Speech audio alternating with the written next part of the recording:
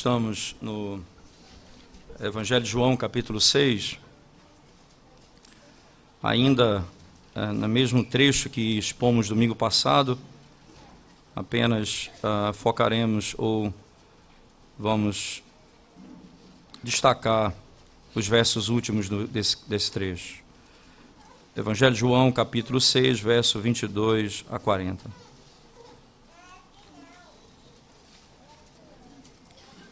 Especialmente o verso 38 até o verso 40. Vamos ler todo o texto. No dia seguinte, a multidão que ficara do outro lado do mar notou que ali não havia senão um pequeno barco e que Jesus não embarcara nele com seus discípulos. Tendo este partido sós, entretanto outros barquinhos chegaram de Tiberíades, perto do lugar onde comeram o pão, tendo o Senhor dado graças. Quando, pois, viu a multidão que Jesus não estava ali, nem os seus discípulos, tomaram os barcos e partiram para Cafarnaum à sua procura.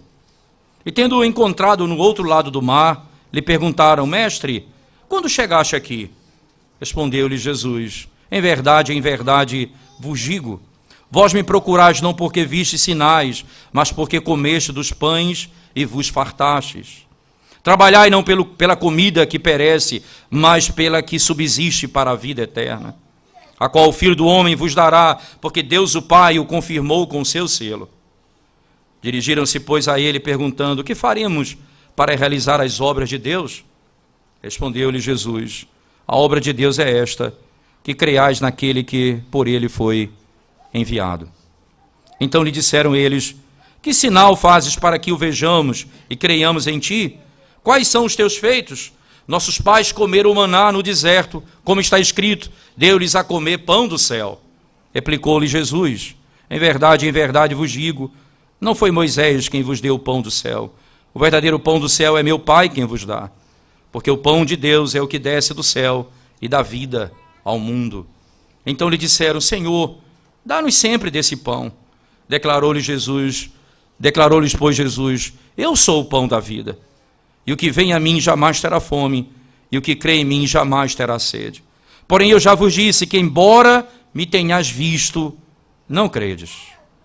Todo aquele que o Pai me dá, esse virá a mim, e o que vem a mim de modo nenhum o lançarei fora. Porque eu desci do céu, não para fazer a minha própria vontade, e sim a vontade daquele que me enviou. E a vontade de quem me enviou é esta: que nenhum eu perca de todos os que me deu. Pelo contrário, eu o ressuscitarei no último dia.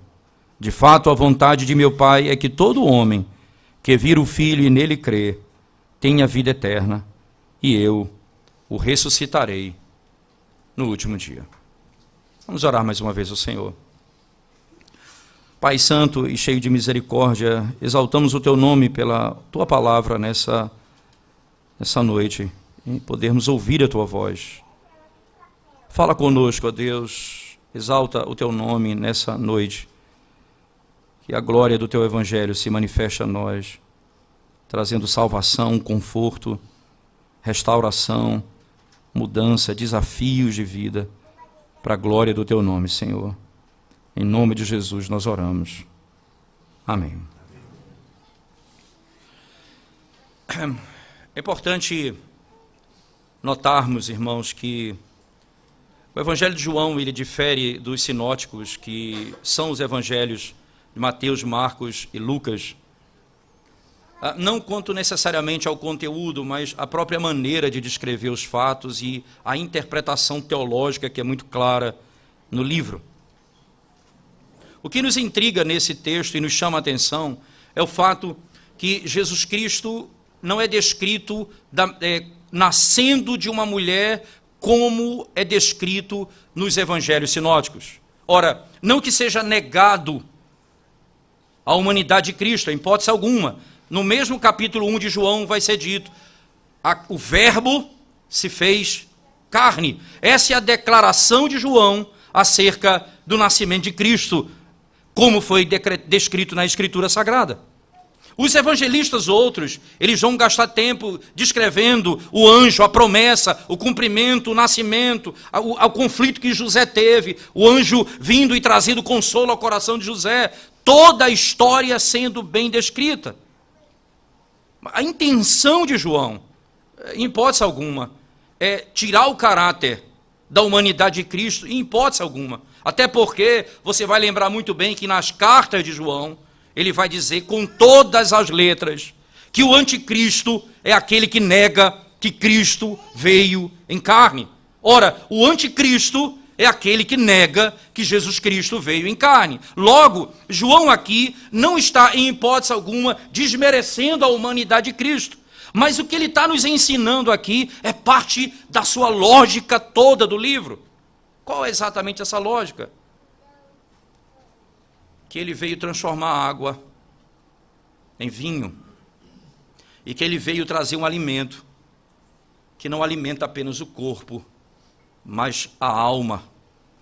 Que ele veio satisfazer não apenas as necessidades do homem no tempo, mas ele veio satisfazer as necessidades eternas do homem.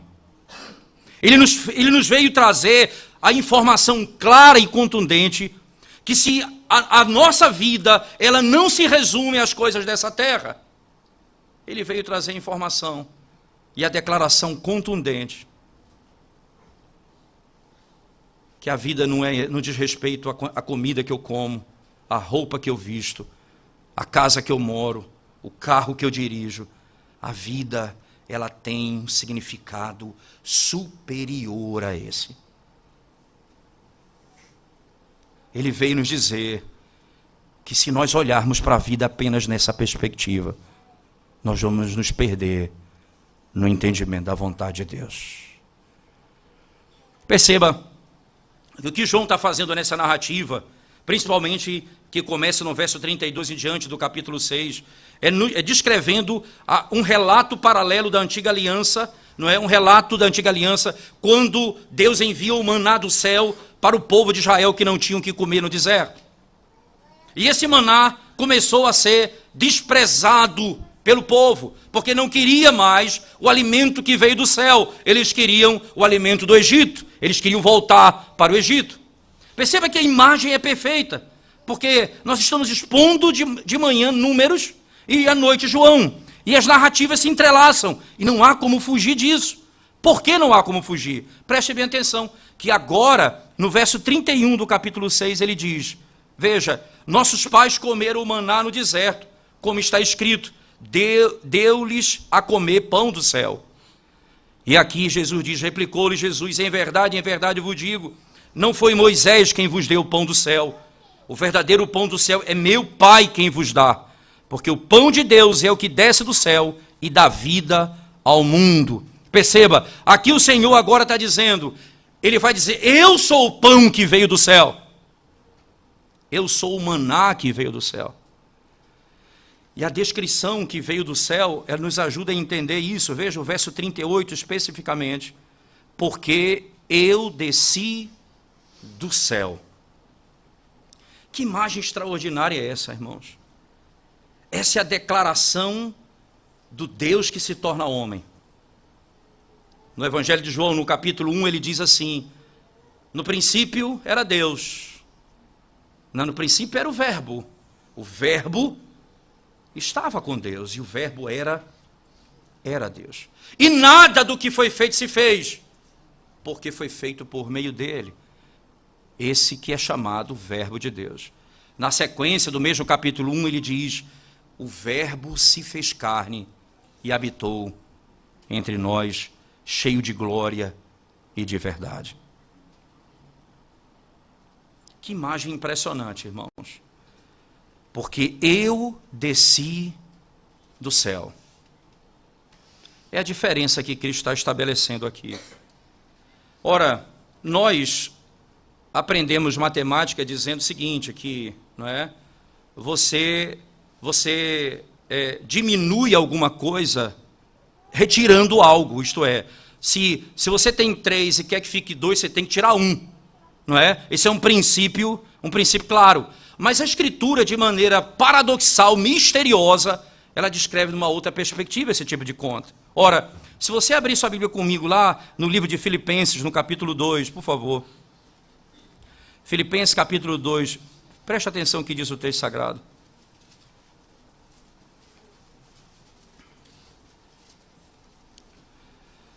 Verso 6 do capítulo 2 de Filipenses. Pois ele está falando de Cristo aqui, pois ele, subsistindo em forma de Deus, não julgou como usurpação ser igual a Deus, antes a si mesmo se esvaziou, assumindo a forma. Veja, ele se esvaziou, assumindo, ele esvaziou, recebendo algo a mais. Veja, porque você se esvazia tirando. Aqui não. Cristo não se esvazia tirando. Perceba, ele não deixou de ser Deus. Ele não deixou a sua natureza. Ele é Deus perfeito. Em nada ele foi diminuído. Mas o que acontece? Ele assume a forma humana. Ele diz, ele não é Deus por usurpação. Ele é Deus por natureza. E ele assumiu a forma de servo. Quando Deus se torna homem, não acontece o que muitos imaginam, que a divindade dele foi humanizada, ou que a humanidade foi divinizada. Ele não perdeu nada do seu ser. Ele é Deus perfeito, ele é Deus eterno, ele é o Criador dos céus e da terra. Por sua palavra, todas as coisas foram feitas. Agora, ele diz, ele assume a forma de servo. Isto é, esse Deus se torna homem. Isso se resume nessa expressão de João, quando ele cita Jesus Cristo dizendo, com todas as letras, porque eu desci do céu. Porque eu desci do céu. O Deus que se tornou homem. Perceba que a imagem estabelecida num texto, irmãos, ela é importante porque, entenda que aqui é a imagem do pão, do maná que está caindo do céu. A pergunta é, o que é que alimenta o homem?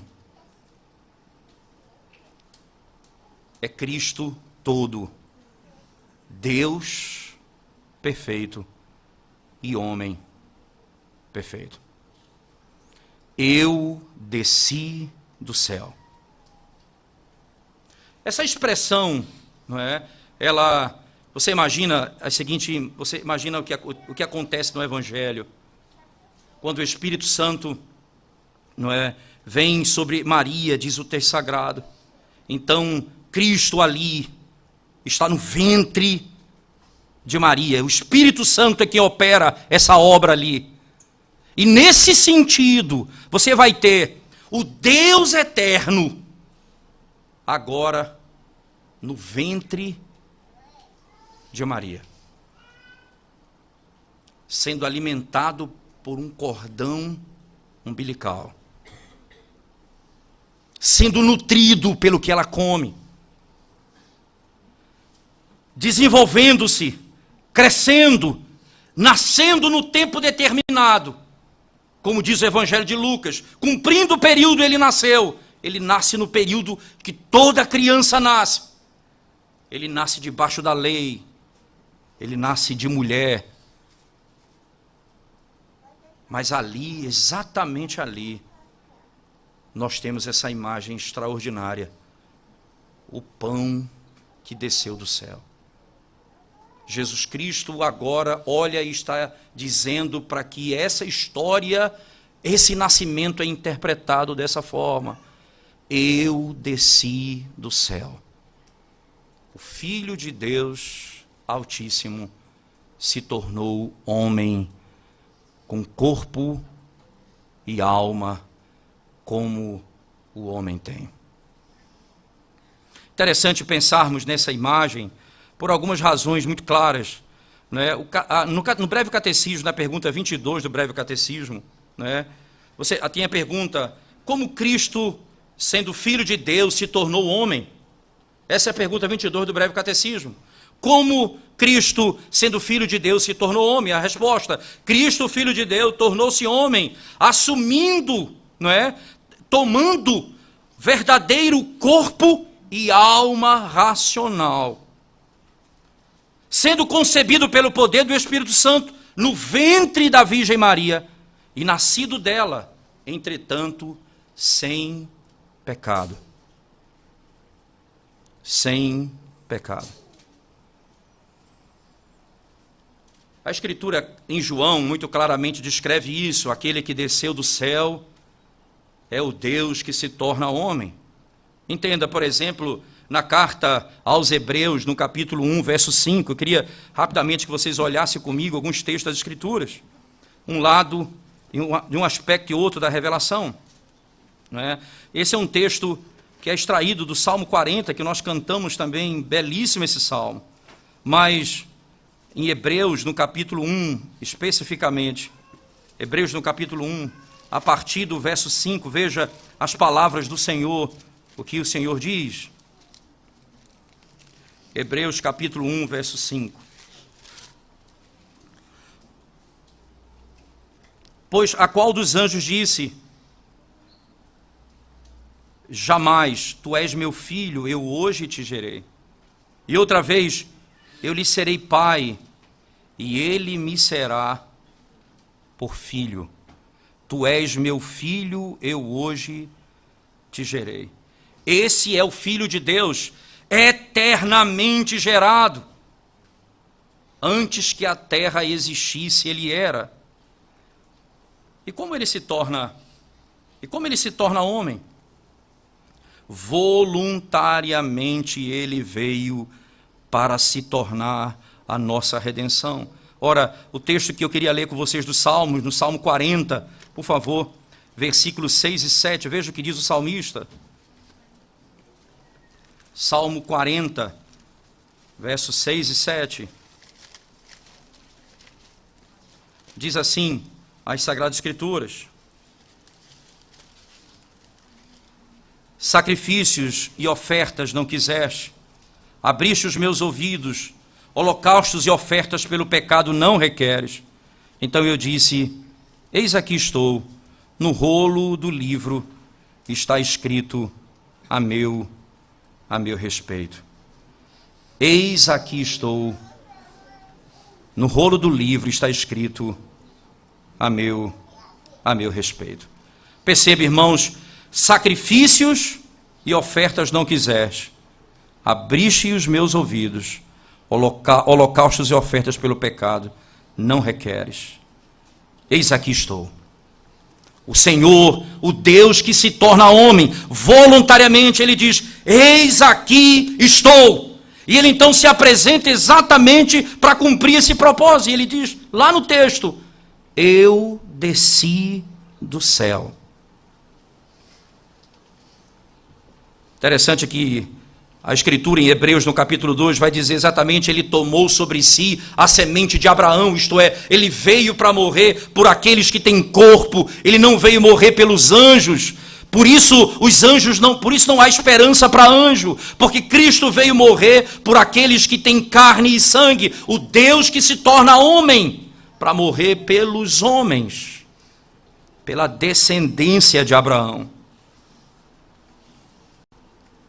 Perceba que o Senhor está dizendo: esse é o nosso Redentor, Filho do Deus Altíssimo, que voluntariamente diz: eis aqui estou, como sacrifício e oferta pelo pecado. Mas perceba, irmãos, Cristo não era a aparência de um corpo, não, ele não era. Ele era um corpo humano real, de carne, sangue e ossos, como são os nossos corpos.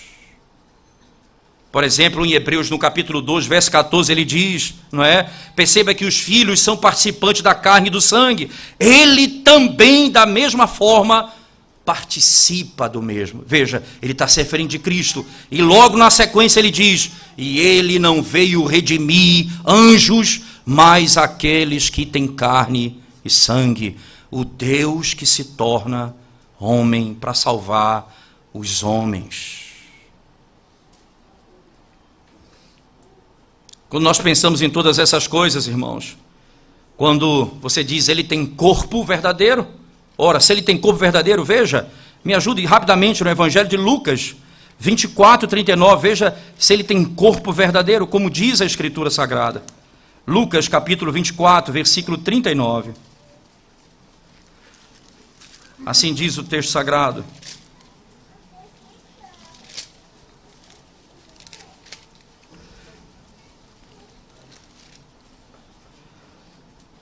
Vede as minhas mãos e os meus pés, que sou eu mesmo. Apalpai-me e verificai, porque um espírito não tem carne nem ossos, como vedes que eu tenho. Perceba, ele não era a aparência, ele era corpo real, carne e sangue. Toque em mim e veja, eu sou carne e sangue. Eu sou homem com corpo real. Mas não apenas isso, um homem tem corpo e tem alma. Mateus capítulo 26, por favor. O Evangelho de Mateus, segundo Mateus 26, verso 38. Acompanhe o que o texto diz. Jesus está no Getsemane e diz as seguintes palavras. Então lhe disse, a minha alma está profundamente triste até a morte. Ficai aqui e vigiai comigo.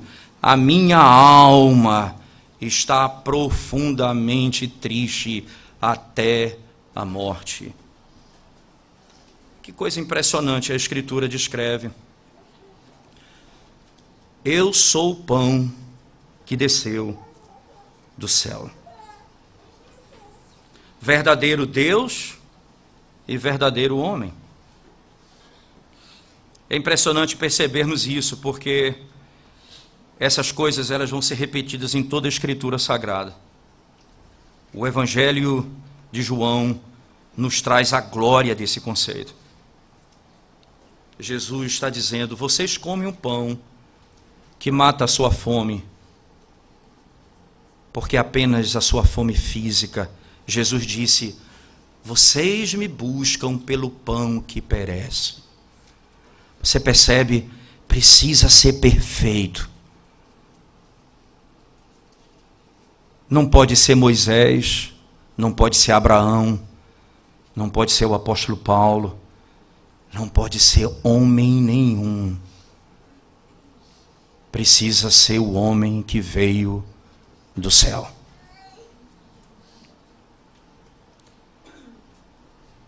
É por essa razão que é iniquidade, imagine isso, irmãos, iniquidade, você colocar a sua esperança em homens, como nós, ou buscar na intercessão de homens pela nossa salvação.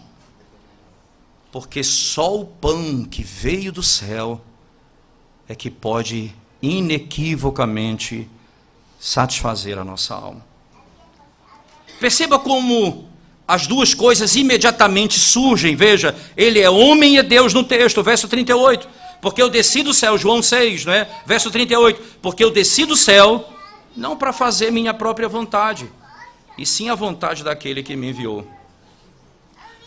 Ora, irmãos, a linguagem utilizada num texto, não é?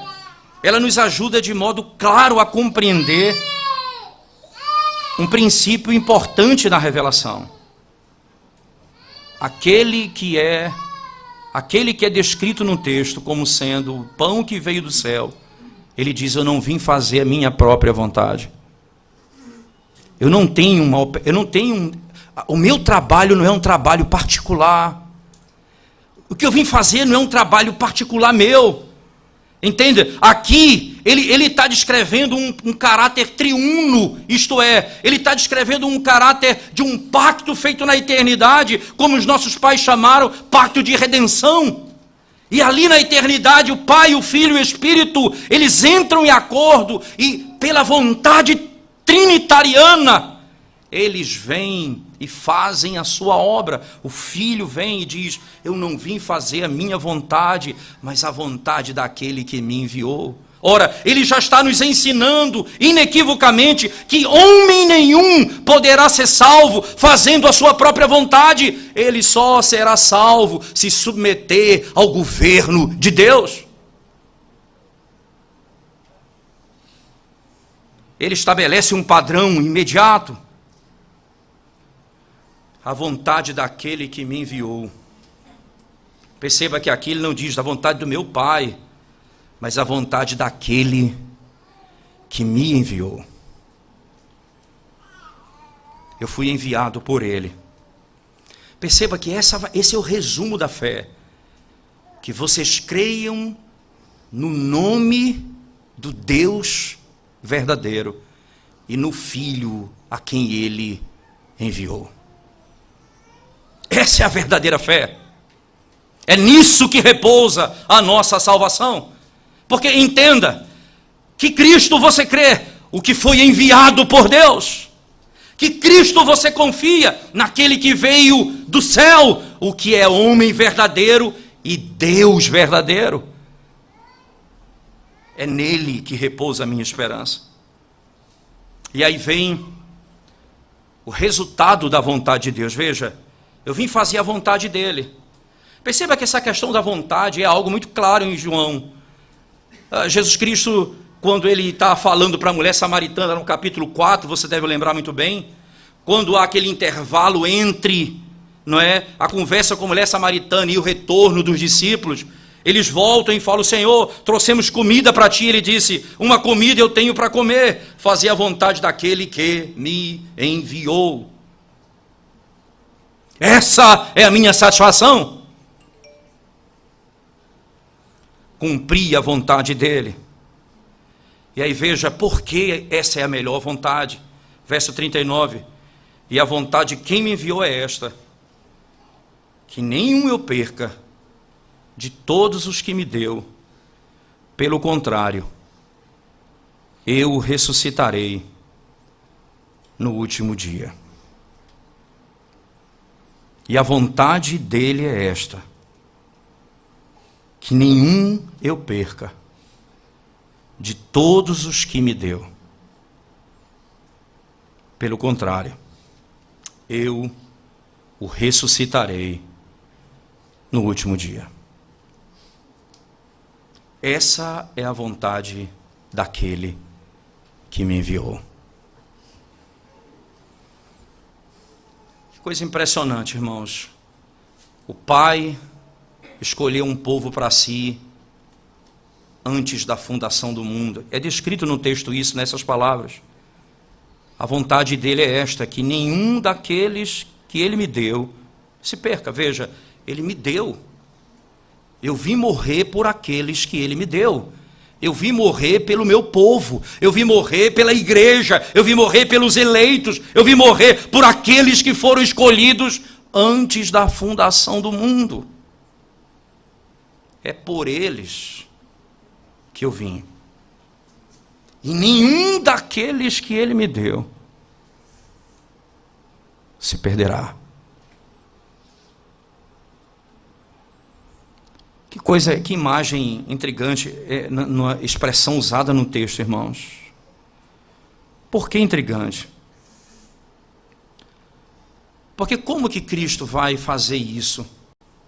Como é que ele vai, de maneira tão clara, fazer a vontade do Pai a ponto de nenhum daqueles que o Pai deu a ele se perca?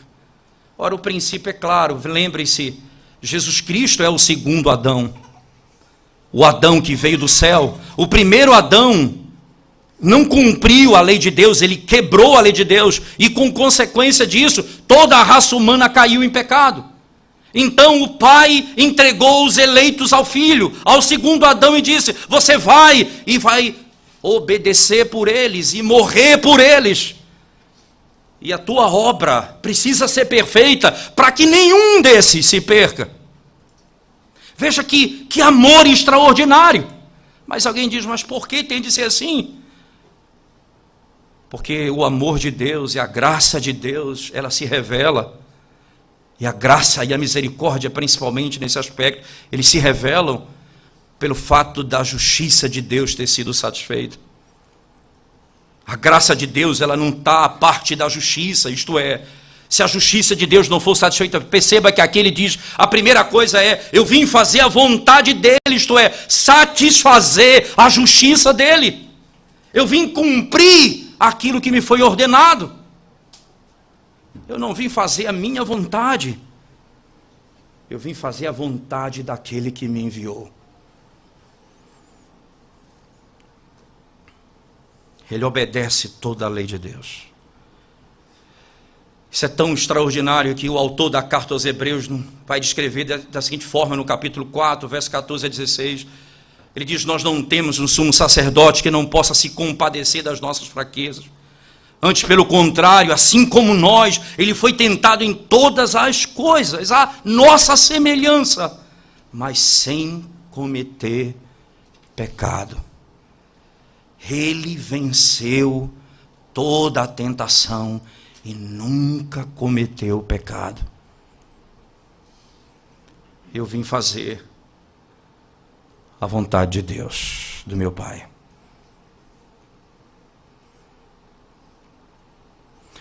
Evangelho de João, no capítulo 17, por favor.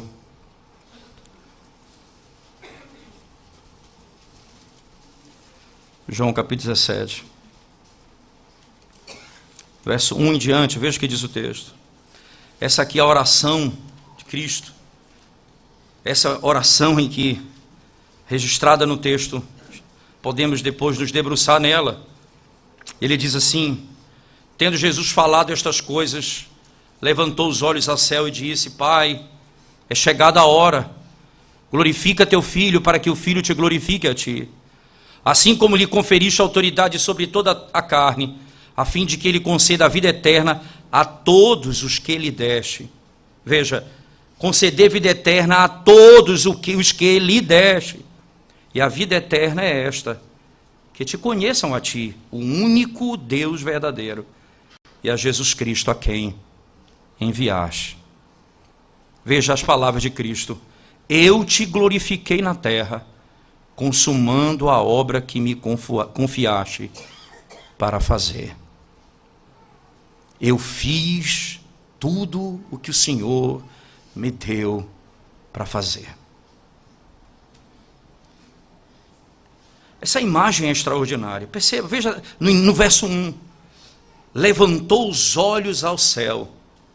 Você lembra lá da narrativa de Lucas, quando conta-se a parábola de dois homens que subiram ao templo para orar, um fariseu e um que era publicano? E o fariseu, exaltando-se a si mesmo, falando da sua justiça própria, ele se apresentava a Deus pela sua própria obediência. Publicano, diz o texto, sem conseguir levantar o rosto. Veja a imagem, porque ele não tinha feito nada a não ser pecar. E ele bate sem levantar os olhos ao céu, diz o texto. Ele esmurra o peito e diz, ó Deus, sê propício a mim, pecador. E veja que imagem, o texto diz, Jesus levantou os olhos ao céu. E a imagem é extraordinária, porque esse que cumpriu toda a vontade de Deus, é o único que pede a Deus com base na sua obediência. Nós pedimos com base na obediência de Cristo. Ele pede com base na sua própria obediência. Pai, é chegada a minha hora, glorifica-me, porque eu fiz tudo o que o Senhor me deu para fazer. Nós nos achegamos a Deus de outra forma. Senhor, eu sou um pecador, tem misericórdia de mim. Jesus diz, concede todas as coisas. As palavras de Cristo são extraordinárias. O Evangelho de João está cheio dessas palavras. Ele diz na narrativa do sepultamento de Lázaro, ele diz, Pai, tudo o que eu te peço, tu me dás. Tudo o que eu te peço. A única coisa que Deus não deu a ele, sabe o que foi? A impossibilidade dessas coisas. não fazer a vontade de Deus.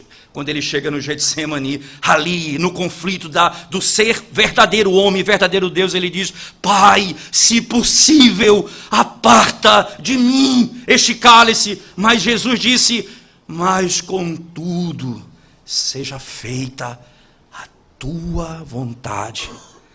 Eu vim fazer a tua vontade. E não há outro meio senão cumprir toda a tua justiça.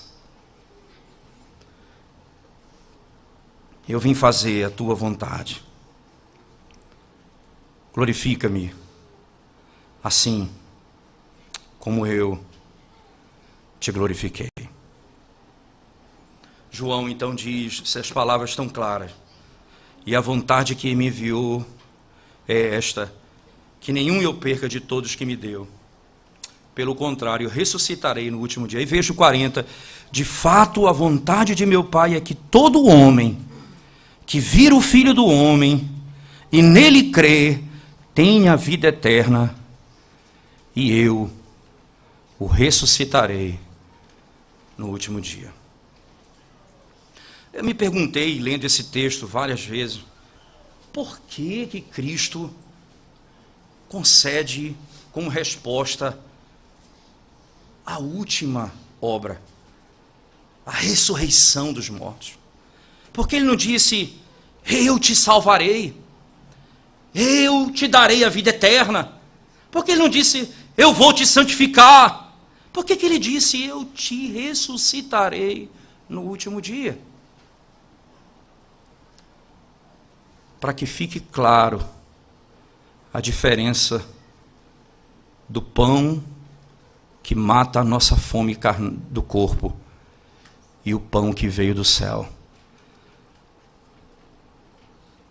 O pão que perece só mata a nossa fome por algum tempo.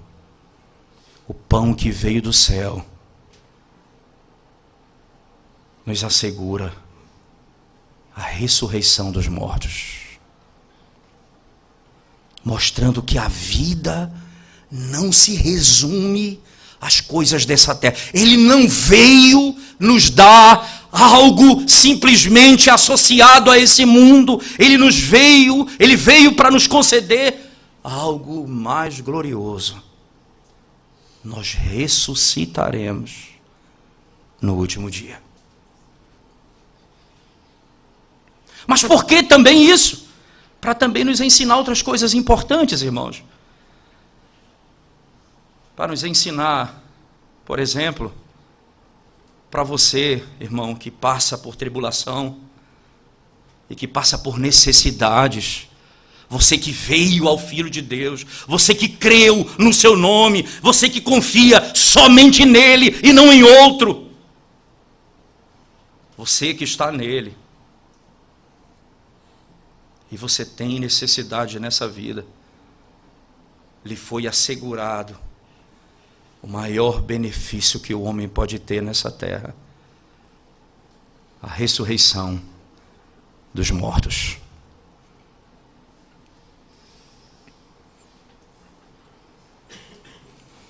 Mas também essa imagem é para nos assegurar que quando nós estamos em Cristo pela fé, nós temos todas as coisas. Se quando morrermos, nós ressuscitaremos, imagina as coisas que estão para trás. Salvação, regeneração anteriormente, santificação, bênção de Deus, todas essas coisas, se Ele já nos deu a ressurreição dos mortos, porque nós estamos nele.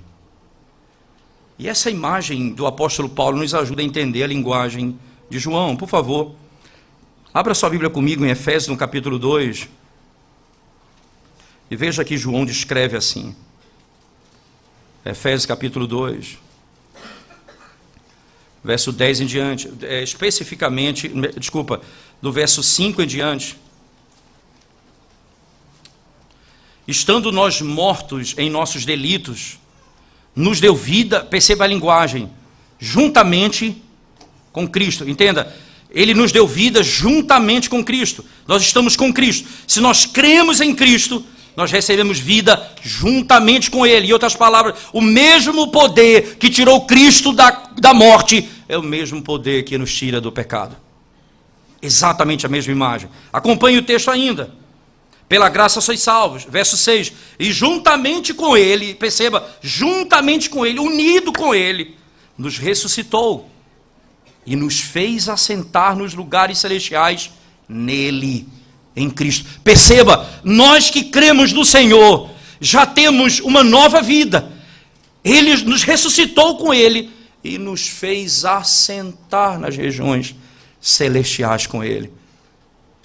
Ora, as palavras do Senhor são claras, específicas. Ora, se Ele está dizendo com todas as letras, de fato a vontade de meu Pai é que todo homem que vira o Filho e nele crê, tenha a vida eterna. E eu o ressuscitarei no último dia.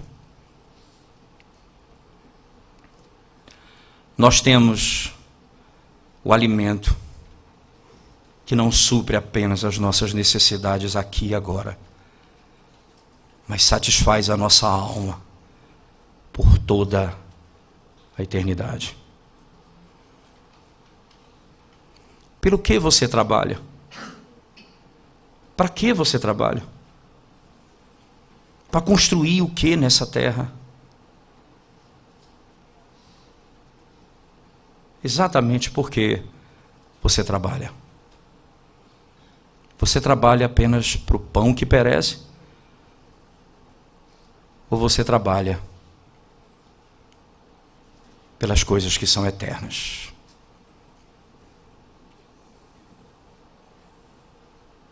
Nós não trabalhamos apenas para colocar pão na nossa mesa. Seria muito medíocre da nossa parte. Para que você tem um emprego para dar comida para os meus filhos? Pode ser, mas o crente não tem esse sentimento. Nós não trabalhamos apenas para colocar alimento na mesa dos nossos filhos. Nós trabalhamos para a glória de Deus. A nossa perspectiva é superior.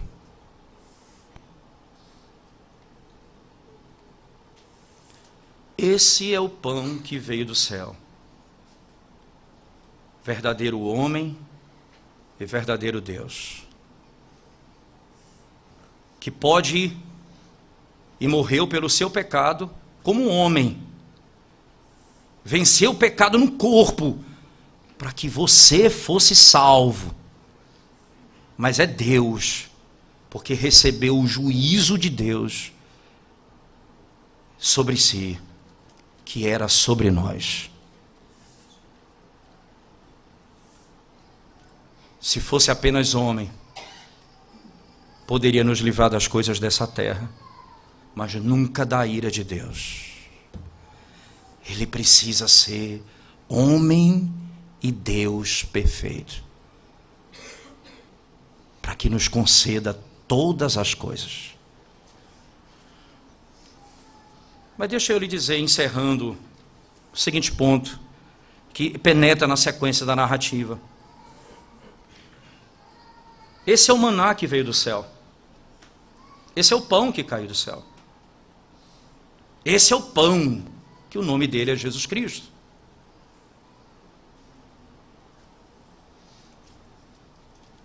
Como você recebe?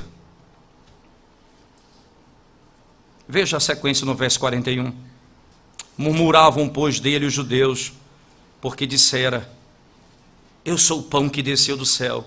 E diziam: não é este Jesus, o filho de José? Acaso não lhe conhecemos o pai e a mãe? Como, pois, agora diz: desci do céu? Respondeu-lhe Jesus: não murmureis entre vós.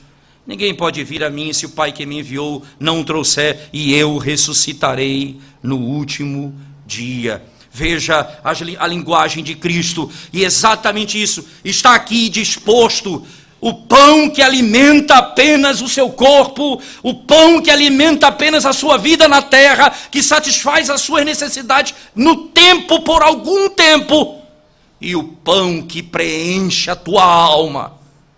A quem você quer se alimentar? De quem você quer se alimentar?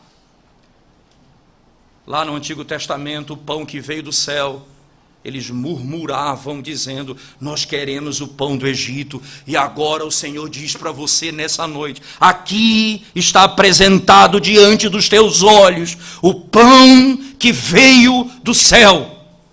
Ou vocês vão murmurar dizendo: esse não é filho de José, porque só vê apenas as coisas da terra. Eles não veem, esse é o verbo que se fez carne, o Deus que se fez homem.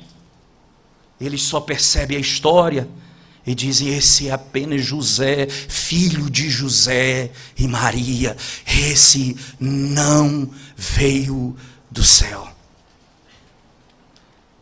Então lembre-se dessa forma. Se assim você rejeita o Filho de Deus,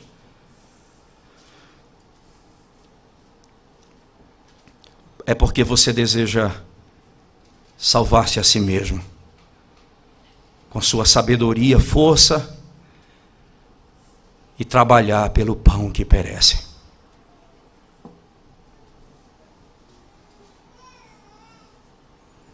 Mas lembre-se, se você se alimentar de Cristo hoje, se você crer no seu nome hoje, não estão resolvidos os seus problemas de ontem e de hoje somente, mas de toda a eternidade. Ele te ressuscitará no último dia. Aquele que crê no seu nome.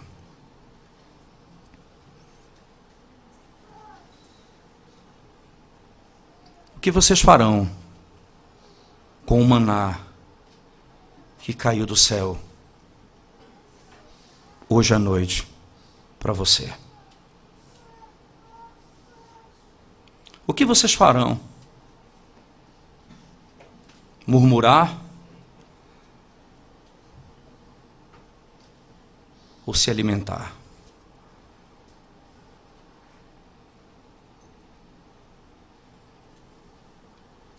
Murmurar ou beber? Porque se assim vocês crerem no seu nome, no verdadeiro Deus e no verdadeiro homem, a única pessoa, Jesus Cristo, o nosso único Salvador, você hoje tem a vida eterna.